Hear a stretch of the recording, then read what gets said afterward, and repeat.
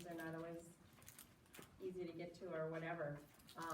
Today at the staff meeting, I'm going to talk about elopements. And over the past while, you have been assigned in Healthcare Academy to review the elopement procedures and kind of what to be aware of when a resident is gone or missing from our building. And we recently had an elopement drill, and on the agenda it says what went right and what went wrong. How many of you knew? How many knew we did an elopement drill? I didn't know it was a No, this one. So, and, yeah, that'll be fine, you add whatever you want. So, we did a drill, and it drills help us to identify where we need to improve. I think that's what we need to say. It helps us to identify strengths and weaknesses, and what happened was our person was gone, and no one, for over an hour, no one identified that the person was gone. We did provide some cues to staff, and by the time there was follow-up on that, the person had been returned to the building. And so, we want to talk about the elopement stuff today. We're not going to talk about who it was or what station and those kinds of things, because that's not the important part. The important part that we know that it can happen, and it wasn't a person, you know, with a wander guard, so we didn't have that cue to run to the door about knowing that someone is trying to exit that maybe didn't tell us, because we know we have people that are alert and oriented that occasionally will go outside and check things out, or think they're catching the bus for a lunch date or something like that. And so it's about knowing where your people are, and that's what we're gonna talk about.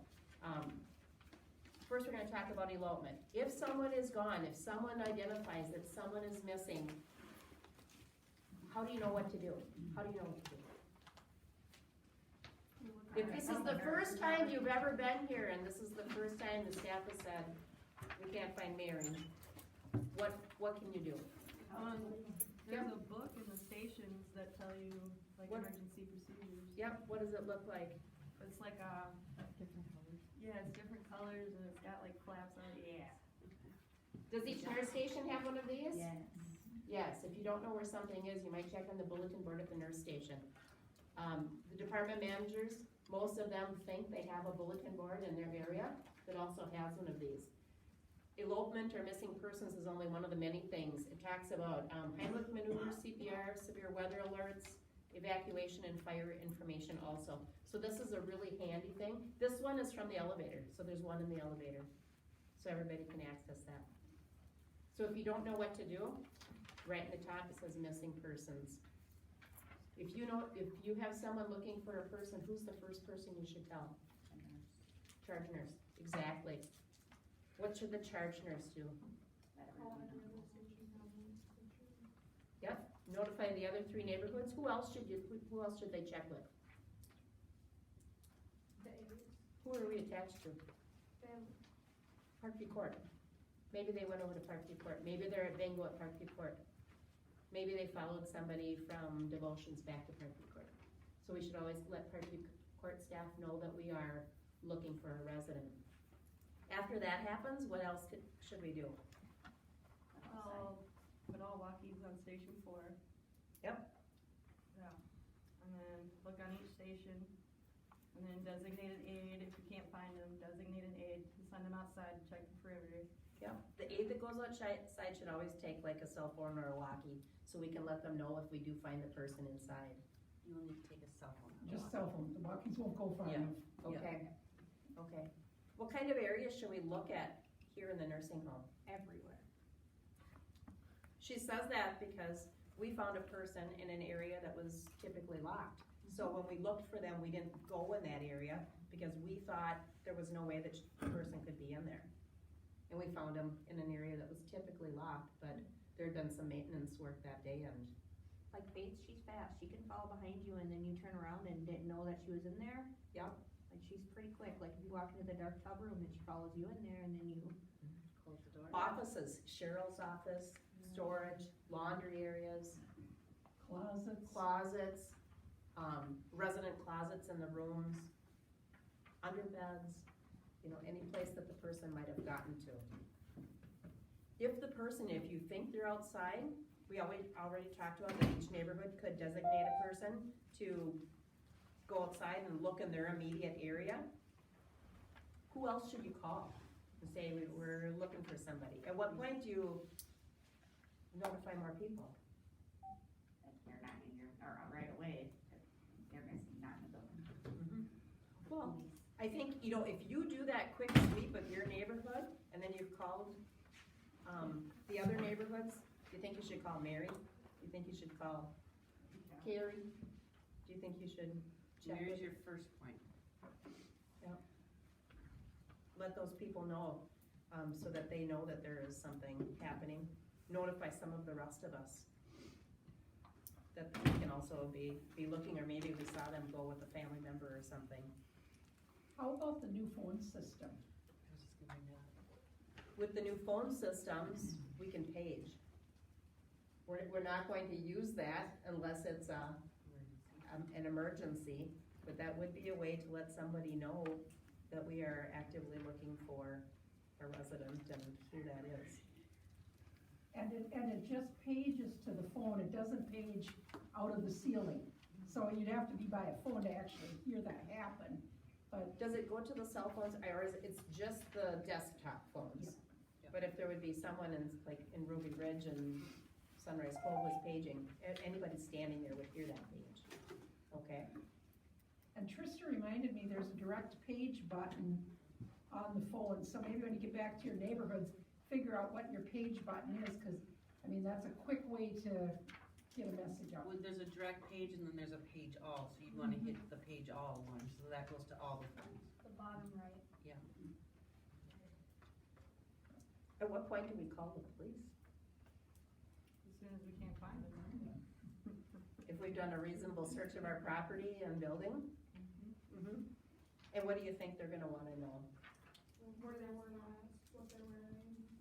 Their name. Name, age, maybe what some of their frailties might be, their cognitive status. Are they intentionally going on a walk up and down the street, or do we think that they're wandered and got stuck behind a bush, or? Okay. Where can you guys find a picture of the resident?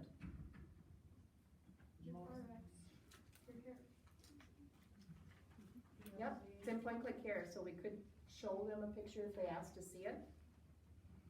Time, physical description, possible clothing, supply a picture, time and area of the building that we think that we saw them last. Provide other information as requested by the police. We have people that call people for rides. They think they're gonna go to lunch at Lakeside, or, they think they have an appointment or an eye appointment, and they sometimes call friends, and, if we know that there's usual suspects, we might, check with some of those friends to see if there was an appointment or something that day. Notify the doctor if we think it's necessary. And then, of course, some of us would be involved if we're having that police contact, so. Did you say anything about the family? I maybe missed it. We would call the family, and, that is, the family will be informed of the time when the resident was noticed missing, the steps being taken to locate the resident, notify them, of course, when they're found, and, their general condition that they were found in, and then document the activities that took place. So, the flip charts are important. Our doors are locked between 9 o'clock at night, 5 o'clock in the morning, so our early shifts can get here. I do tell families on admission that our doors are locked, and I ask them not to run to their car if they leave and the door is alarmed, so that, please know that we do coach them to do that. We encourage them to use the front door in the vestibule if they come, when the door is locked, because that does ring to pagers. Do you know whose station gets the pagers? 4 gets the doorbell, yep. 1? Ruby Ridge. Ruby Ridge? Yeah, it's One. Ruby Ridge. Who gets but the door alarm goes to Ruby Ridge also? I thought one went to one and one went to the other, but but then this one down here, door alarm will go to the station. Go to Station 2, Golden Mill, yep. Okay, so the doors are locked at night, that's for resident and staff safety. We ask that you try not to mess with too many buttons and mess that up. It's a complicated system that only Todd understands. Maybe a few other people can help figure it out. Water guard checks, when do we do those? Every shift. How often do we check the doors to make sure that the locks and devices are working on the doors? Every 3 hours or something like that. That's 6, 10, or farther. Those are for the water guard, the staff. Our doors, we have to check. The our flip corners. switch, the toggle Oh, switch one. good. That's Okay. 6, Yep. 10, 2, and whatever, 6. For down here? Yeah. Okay, great. Todd does the check weekly to make sure the system is functional. We don't have that on ours. No, You don't. they have a different system. Oh, gotcha. Like, we don't have to check doors. So we've talked about the elopement process, what happens, or kind of what we would do. Do you have any questions about that? I wanna talk about how we can prevent. Yeah, I wanna go back to say what went wrong with that day. What usually are you encouraged to do that could have saved us having a resident go on without? We'll kind of give you a little scenario. We did it purposely at a certain time, and it was a shift change time. Walk through. Yes. Was not completed. So that was one thing that went wrong. But when I looked at it, it could have been because staff was there from the shift before. But if that happens, you're the aide and you're staying over to the PM shift, what should you do? Just go check on everybody. Take the TMA or the day shift aide and just go through and make sure you're checking. Make those checks. And don't assume that there's someplace. Yes, cause then I called, pretended I was the family member and asked for the resident, and I was told she was not at an activity. They just assumed. And then they were asked, someone else said, I haven't seen them since a certain time. Do you think we should go find them? And then it took about another 20 minutes for the staff to go to take a look, and by then they were back in the building. And so, How could we improve that? Do hourly checks on your residents, make sure that you're seeing them every hour, at least. Good idea. know where they're at. But know if you're they have assigned it. to a resident, do you have assignments? Do you know who your residents you're assigned to? We just do like who gets people up, and then for the rest of the day, everyone's responsible for everybody, so. Okay. So how do you know, we can make this question, do you know who your high-risk people are? Mm-hmm. Yeah, I want for people anyway. I know that much. Yep. We pretty much follow groups down on 3. I mean, throughout the day, even for toileting and, so it works good to follow that group. If you get them up in the morning, you're responsible for the rest of the shift. Pretty good at following that down there. But if your resident is a high risk for wandering, how often should you check on them? Can I make a comment on that one? I'm sorry, I didn't mean to interrupt you. Being that I'm a Station 3, I do want to say thank you to Station 2, plus up there by the office, the front door. Thank you for helping us out, cause at times we've got 3 people on the run like that, and we're running trying to help. So thank you again for all your help that we have been receiving. You know, to make it better, how often should we be checking on them? If you know they're a high risk?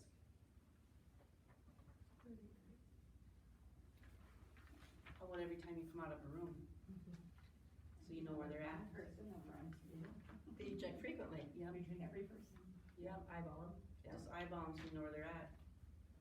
What if you go on break-in and you're responsible for that resident, what should you do? And that person on the call number. Yep. Ask them to check? It might seem overwhelming, like when you say we're responsible for everybody, to think we're responsible for like 14 or 17, 20 people if you're on Sunrise Gold. But if you think about I'm responsible for 5 people, 6 people, 7 people, maybe depending on their care level, that's a more manageable amount to try to think about what they have going that day. Who usually goes to rosary or devotions or who do I know had a bath, so they're gonna have their beauty shop appointment that's on my list, so I know where they're at. I can stand behind the desk on 3 and count off in my head who the wanderers are and pinpoint them out, and then if I don't see one, then I'll go look for them. Yeah. And I do that quite often, cause I always work down there, so I know, it's kind It's of, important. it's embedded in my brain to always know where everybody is down there. Yeah. But it's a good habit to get into, to know. But is there only residents on Station 3 that wander? No, Who's the new some one? from 2 will come down there. Who's the new wanderer from Ruby Ridge? No. She's on Golden Mark Meadow. down there. I've heard the alarm go off, like she wants to go to park. I'm not talking about Marlene. Marlis. Marlis. Marlis is moving and shaking, she can go pretty fast. Who's one of the one of the guys I gave it away? Putzes around and might get himself someplace. Jack. Yeah. He usually has an intention when he's going, but he might get someplace and not be able to find his way back. Let's say let's use Jack as an example. If he's on your list and you know he wanders and he likes to sit out by the town center, is it okay to ask the person at the front desk to watch him? And just say, you could say Sonia or Katie's up there, can you keep an eye on him, and if he moves from this area and you can't see him anymore, let me know and I'll go find him. I do hear Ruby Ridge calling and saying Jack's sleeping over here by us.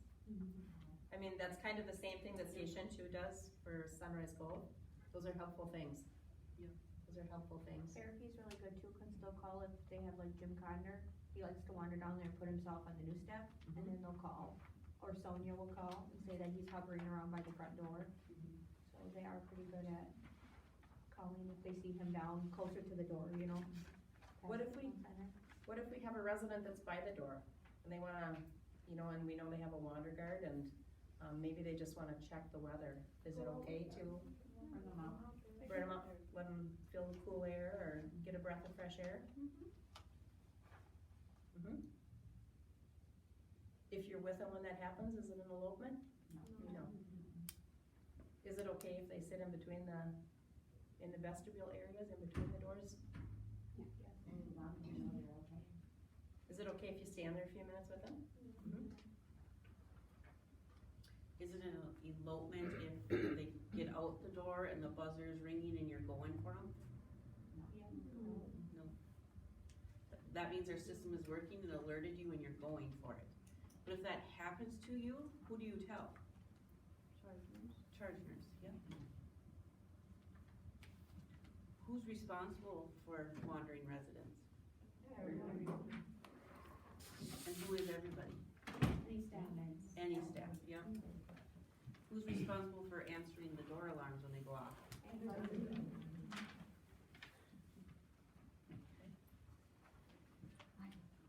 Any questions? Any comments? Okay. Anything else, Brenda? Enrollments? Ask, if you're not sure, if something happened on your shift or just happened with the resident that involved the alarms, please tell the charge nurse. Please ask. If you don't know if the door worked correctly, please ask. We would rather have you ask and we double check that stuff is working correctly and everybody's safe than worrying about it later or finding out later that maybe we had an idea and it didn't happen.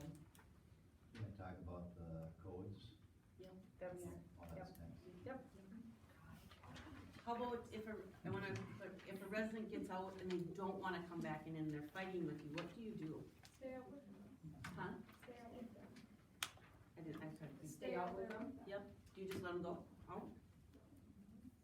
Yeah. Just let them go, don't fight with them.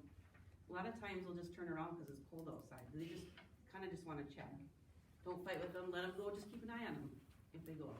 If it becomes a dangerous situation, then you might have to intervene, but a lot of times they'll just come back. But the fighting with them is just gonna make it worse. Okay? So a scenario, this morning I had a resident that was telling her I wanted to go out the door. And I said you should probably talk to the nurse. And they said, I know what I'm doing, don't call me stupid. So now, would I as maintenance did, wanna, I said to bring a nurse down and to talk to them. did You they, notified someone. did they think they were going to a car, or We're what, going for a doctor's appointment, so. was there a ride out there for them? mhm. Could you have taken them a little further out from the door to show them that their ride wasn't here? I suppose I could. You know, just to let them know that maybe it's too early and staff will let her know if the ride comes, or Yeah. sometimes they just need to see for themselves that the person's, you know, that it's not out there, so. So we're gonna talk about the codes. What is the, if a resident goes out and has a wander guard, what is the code that you push? 4-3. However, you have to have that resident 5 feet away before you push 4-3, or it will not silence it. So you have to move the resident away and then come back and push 4-3. Cause I've seen a lot where you're standing with the resident, hit 4-3, and it's still going off, it's not gonna be quiet, then all of a sudden you're starting to push more buttons, and that just sends it into a different mode. So you have to move the resident away at least 5 feet, and then push about 4-3. How about if you're gonna take a resident out that has a wander guard, and you don't want it to alarm, what would you do? 4-3-2. And you have to do it before 5 feet. So activities is a good example, I'm gonna pick on them. If you're taking them out, try to do that before the alarm goes off, kinda set it and do it. And they are labeled now too. Yes, on the side of the panels they're labeled, so that people can look quick. Thank you. Forget. Yeah. I know, I always forget too. Yeah. What door do we use when entering and exiting the building for all staff? Staff door. West basement. Yes. Do everybody use that door? No? No. We're gonna start using it? The last 3 nights, us, on the chapel door down here, I, go down to check it. Then it's been changed to shift and it's been green. That could probably be because of Garbage. garbage. Yep. At night, no, They like take- 10:30. Yeah, Yeah. we take garbage out at night. Clear it to go out? Yeah, so that's a door, that's a good thing to check that door. Yeah, Yeah. Aren't they not supposed to take it out after 9 o'clock? After, 9 o'clock? yeah, the door is locked at 9. I know. If you want them to take it out before, you're gonna have garbage in And there, then, and then we get yelled at by night shift. yeah. So they are gonna go out that door after 9. remember the lock when you come back. Yeah, just check it. Still go out. But you don't have to lock it when you do to go out. 4-3-2. Maintenance? The what now? I thought that was just for water. But you can't get back in. Right. Once it's locked, the only way you can get back in is if somebody would let you in then. Okay. Right, because you can unlock the door and then relock it when you come back, like the code that lock and unlock. Okay, and I don't know what that code is, to tell you the truth. Okay. How about, so today, starting today, everybody needs to use the door downstairs. And why do we ask that? Safety. Safety. That is one. Parkview, you use your doors over there. The door that you're supposed to. Some of it might have to do with housekeeping and maintenance, when it gets to be a sloppy winter day, and people are just dragging in all the doors. And there's a lot of us that come and go, so there's a lot of boot dragging and things. Let me see. And it's disruptive to the residents. You know, if people are coming in the other doors, and especially as it gets cold, I mean, every time people come in the chapel door, there's a blast of cold air. Or if you were to come into Blue Horizon, you might be disrupting their breakfast and things like that. So, I mean, it is, number one is resident safety, but just resident courtesy also. And staff courtesy too, because, I mean, I've worked the floor too, and I say it many times, 6 o'clock in the morning, if the alarm goes off, they changed it to 5:30, but you're gonna assume that it's staff coming in, and you're not gonna go check the door alarm, so that's why use it downstairs. Then Todd wanted me to talk about parking. Where do we park? Parking lot. Or Side of the street, by the parking lot. on the side the street the farthest from the building, so not right alongside the building. He asked, well, we shouldn't have to park over by Sunrise Cove if we're using the right door, but, do not park on either side there. So, Especially when it gets to be winter and they gotta plow. yeah. So don't park by 4 or 1 or 3? By On that Sunrise side Cove, the street back there, Right. But can we park by the door we walk into? yep, Yeah. that's, Yeah, the The ones west by door the by the parking apartments, lot. yeah, but on that far side. On that closest, no, across the street. across. Leave that open for families is what he's asking. Okay. Any questions? And Andy always parks under the tree. That's my reserve. No. No, just kidding. Don't park anywhere where I can hit it with grass or All right, Mary, We you're can hit next. up rocks, Jeff, to break windows. I can, Brenda was taking Are they that, gonna yeah. fix that, Jeff? I know, they're Yeah, going that's winter. not Are they waiting for a window? Yeah, it's not ordered. I just wanna take a minute to talk about, More of the questions. There's a couple people that didn't get copies. is there something you wanted to finish? No, just do you have more copies of those? I think there's a couple Okay. people Oh, that you came need in more late that didn't get some. Okay. I wanna talk about, when we do a fabulous job. I hear all the time from our families about what a good job, our staff do for their loved ones that stay with us. Sometimes they call out particular staff people, and when they do that, I do try to pass that on, because you know that if there was a problem, I'd come and find you about that, so when I hear good stuff, I will come and tell you about that too, so thanks for your hard work on the first part. The other thing they like to do is sometimes they try to tip you, they wanna pay you extra, they'd like to give you a gift. Those can be really difficult situations, and we recognize that. Can you accept a gift from a family member or resident if you work at the nursing home or at Parkview Court? Parkview's different. Can you accept a gift, a tip, No. extra payment? Parkview, actually, it's in our policy, so it's the other thing. But it's not a It's regulation. not a regulation, but it isn't the policy for both the nursing home and for Parkview Court that our staff don't accept gifts. If you're in that difficult position and they're insistent of, take the gift, I want you to have it, I want you to have it, do you have any ideas of things you could do? I usually bring it to Cheryl. Be gracious, accept it, Yeah. turn it into your supervisor. You can tell them, thank you, on behalf of the team, I'll share it with my team. I think about like at Christmas time when someone brings the box of chocolates. Tell them I'll put it at the station for everybody.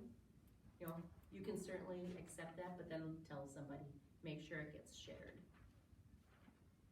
You all sign that handbook when you come. With our recent situation, we were told that people didn't know about that. And so we just wanted to revisit that at this meeting.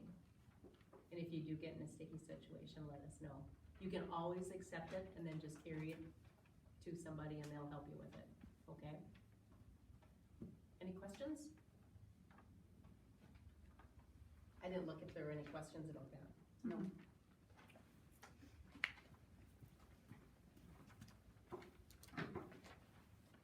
Alright, I'm gonna just cover tardies and absences and breaks.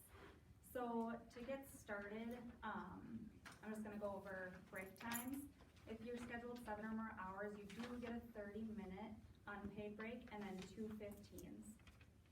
Anything from 6 to 7, 30-minute unpaid, one paid break, 1 15. 4 to 6, no lunch, so 30-minute and 1 15. 4 or less hours, there's no breaks at all. So, depending on what department you're in, anything like that, doesn't really matter. We're gonna start kind of cracking down on that a little bit more, just because if you go out and you're doing excessive breaks, it's not fair, one, to the residents, but also to your team members as well. So, managers are gonna be kind of looking at break times a little bit more and just making sure you're following the policy. So just keep in mind with how many hours you're working, if you get a 30, if you don't, and then how many 15s you get as well. And then for, tardies, we are going to be cracking down on these also, and by cracking down, we're just actually gonna follow our policy. So, with our tardies, how many minutes can you clock in before your shift starts? 7. Alright, perfect, so say you have a 6 AM start, you can clock in at 5:53. Don't clock in before that. On the time clock, it does have a, clock as well, that you can see for the time. So just make sure it says 5:53, to your scheduled shift time. What is considered a tardy?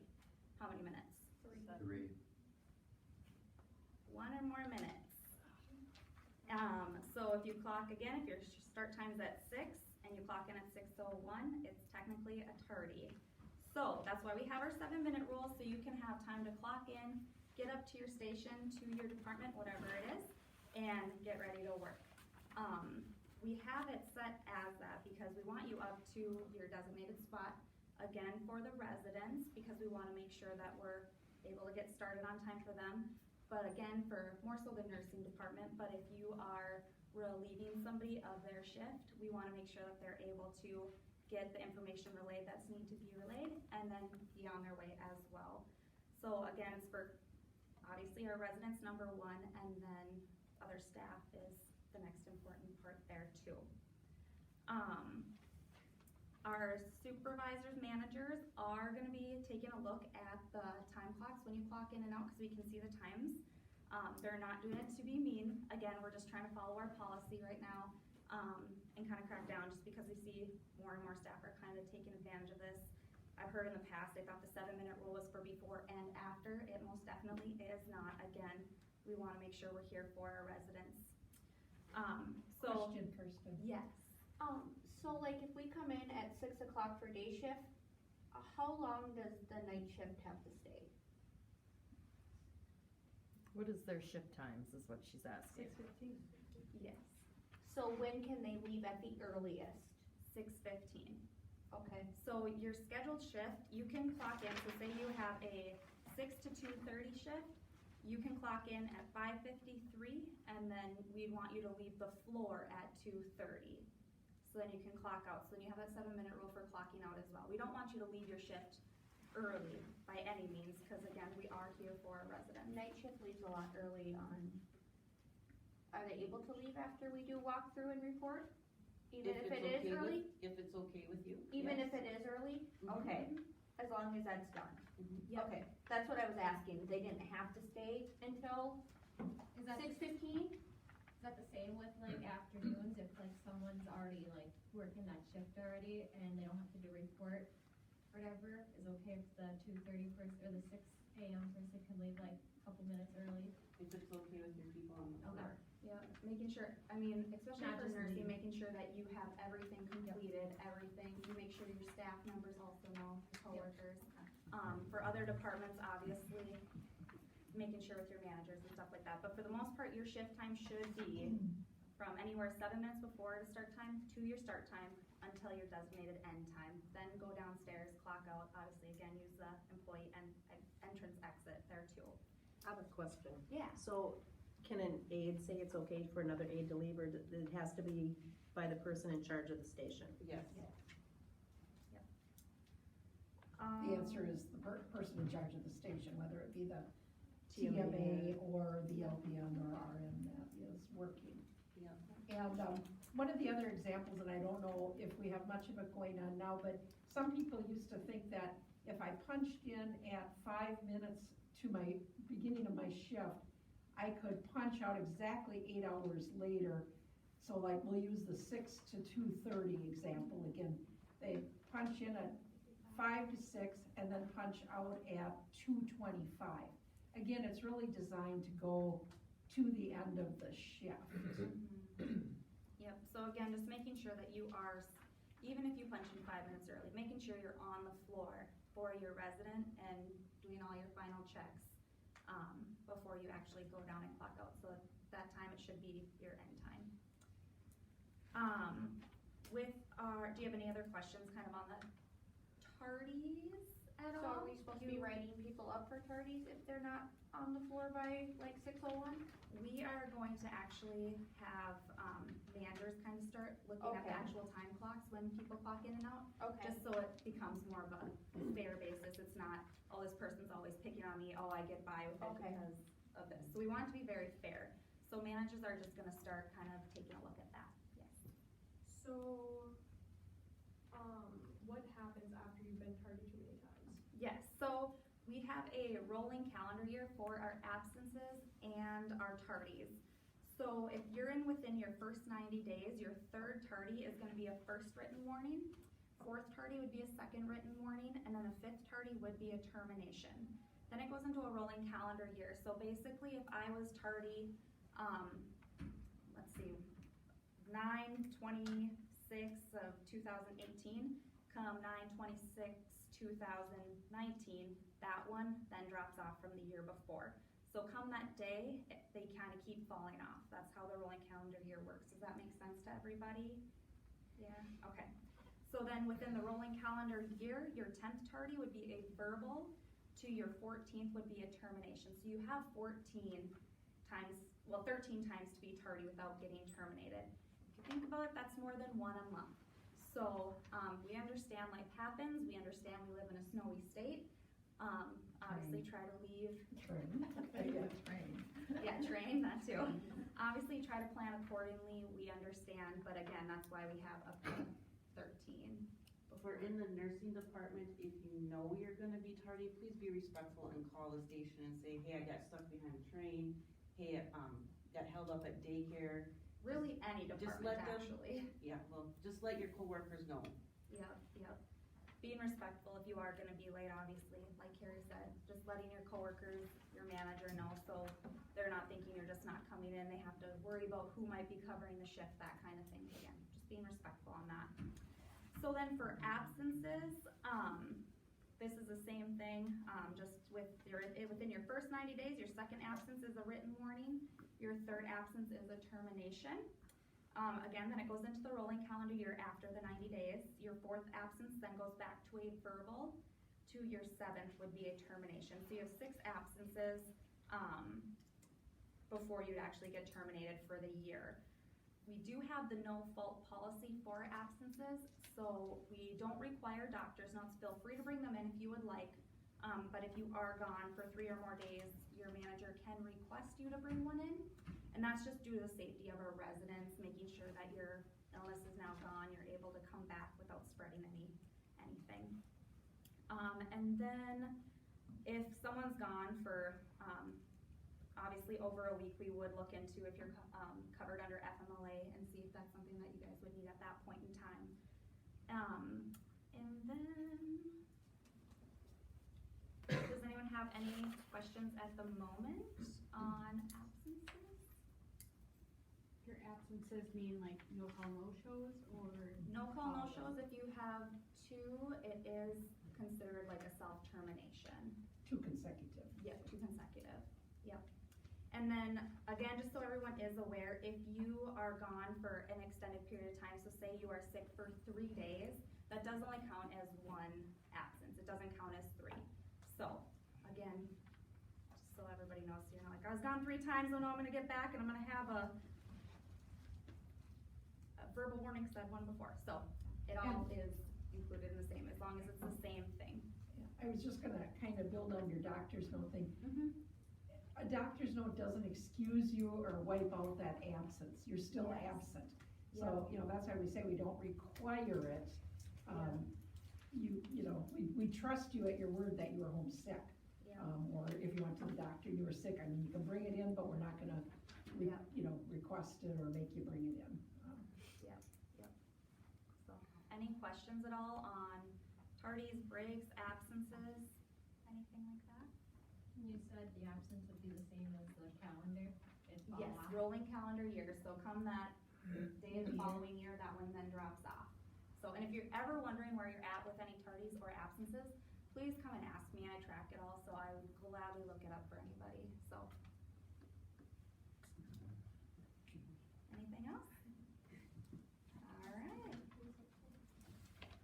We have time to talk about the fun stuff now. What do you think we're gonna talk about? What's October? Halloween. Yeah, but what else else do we get this time of year? Flu shots. Flu shots, yay! They're so much fun. So, flu shots are a little bit later this year. It's because Dr. Schluter, who's our medical director, did not want us to give them till the middle of October to the end of October. Residents will be starting October 16th, so if they ask you, that's when we'll be starting residents. Staff, I think Cheryl, was gonna wait till she got back from vacation, so about October 14th, somewhere in there, flu shots will be starting for staff. She's gonna put up posters for you guys. That includes Parkview Court staff. You'll come over and get your flu shots here. Tenants over there, theirs is scheduled October 14th. Trum Drug will be coming in to do those. So during the flu season, what do? Wash hands. Wash hands, yes. Is it just our hands? Yeah. Make sure when the residents are going to meals, wash their hands or the hand sanitizer. If they have symptoms, what are symptoms of the flu? Fever. Chills, fever, runny nose. Respiratory is the flu actually. Body aches. Yeah, body aches. If they have those, should they come out to the dining room or activities? No. But can we make them stay in their room? No. No. Highly encourage them to stay in their room. They probably are gonna want to because they're not feeling well. How about the norovirus? What is that? That's the stomach, what we say the stomach flu. So that's the vomiting and diarrhea. Should they come out of their room? Can't make them stay. I know Sunrise Cola, it's kind of harder to keep them in their rooms, but highly encourage them to stay in their room. Bring them food trays. If they have the norovirus or flus, what do we do for trays? Cover everything. Disposable. Disposable. Yep, and throw it away in their room. Yep. Because why do we do that?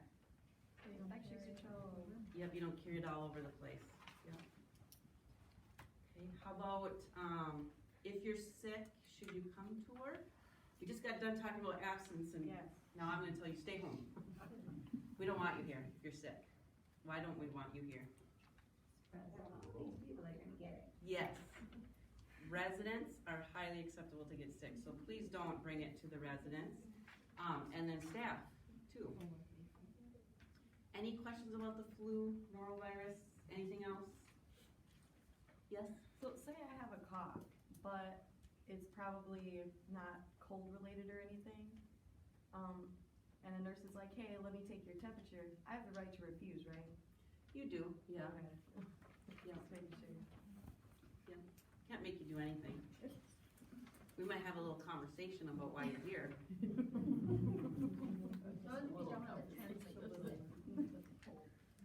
You can have that, but influenza, usually you have a fever with it. There is cold, when you have a cold, you normally don't have a fever, is what they say. Can you come with a cold?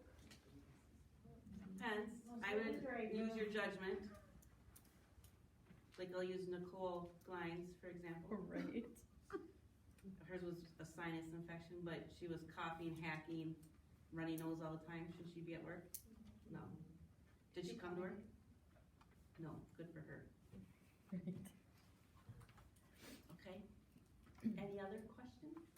Those are good questions. Okay, that is all we have.